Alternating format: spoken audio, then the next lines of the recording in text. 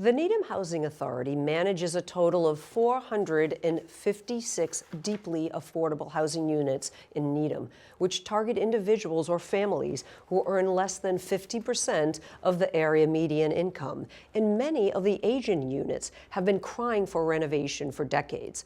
Last year, the Needham Housing Authority launched its Modernization and Redevelopment Initiative to preserve and improve the conditions of the units and is now seeking financial support from the community.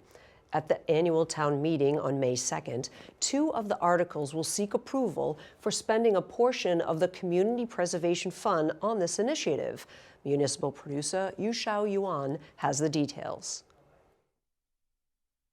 Most of the units are over 50 years old, so they are out of code and need major investment to preserve them for the next 50 years. Because we've been sort of on starvation funding for the last few years or decades, and so there's an accumulation of deferred maintenance and capital improvements that we should have been making years ago, but we just didn't have the money to do so. Although the funds the Needham Housing Authority is seeking now will not be spent directly on the modernization and redevelopment, they can unlock some more sustainable and larger outside funding sources to complete the projects in the future.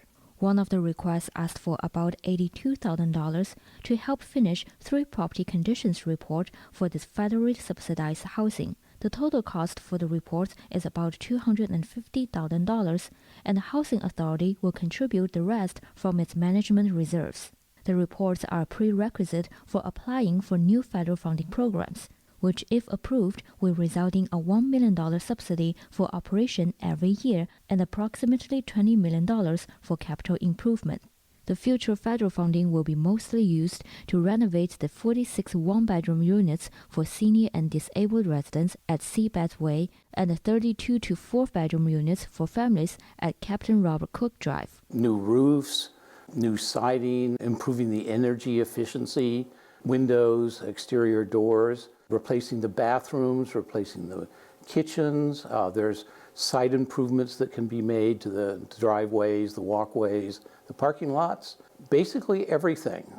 The Housing Authority also hopes to redevelop the 60 single-family bungalows in the High Rock neighborhood into 60 duplexes, although more applications and funding will be required in the future. They're really at the end of their useful lifetime. They were built very hastily in the first place. The best destiny for them is to be torn down and redeveloped into brand new units that meet the standards of 21st century housing. The other request asked for about $1.4 million to pay for the schematic design of the redevelopment of its state-subsidized housing, which includes replacing the 152 studio units on Linden and Chambers Streets into one-bedroom apartments and hopefully adding an additional 20 to 50 new affordable units. It has been on the town plan since 2004 as a top priority to redevelop those units. Up until now, we've studied it for the last few years, and we have several conceptual designs, but they are just that, conceptual. Needham Housing Authority Chair Reg Foster said the schematic design can get the project closer to being shovel-ready, which would make it more eligible and competitive for future federal and state funding needed for redevelopment. Sometimes they call it a shovel-ready project that everybody can look at and said, okay, that can be done, except that we still need to find the funding. And we will then have to shop around for the funding. The estimated cost for the redevelopment is $130 million. But we will not be able to attract any funding unless we have a real project, a real shovel-ready project to be able to propose to funding sources.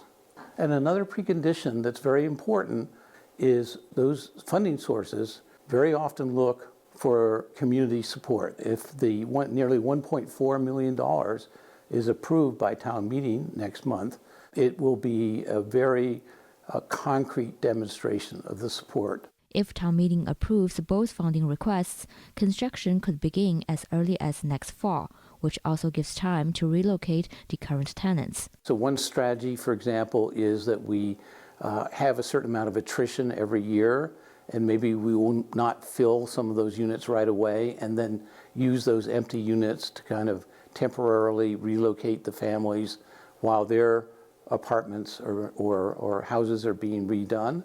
and then they move back in.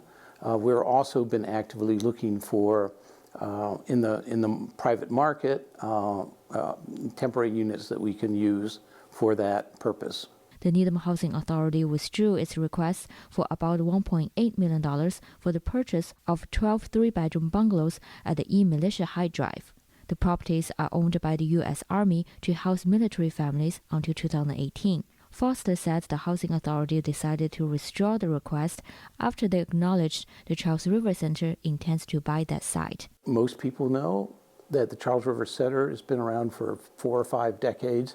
It's a very highly regarded social services organization. Best course of action was not to have the 2 agencies in Needham bidding on the same, against each other for the same property. That just doesn't make sense for the town of Needham. The Housing Authority also withdrew the request for $97,500 to fund an assistant executive director position after town council suggested the request did not meet the criteria under the Community Preservation Act. Foster says the Housing Authority will still be able to secure the position using its management reserves. The assistant executive director will work in tandem with the executive director as the modernization and redevelopment initiative significantly increases the workload. For Needham Channel News, I'm Yu Xiaoyuan.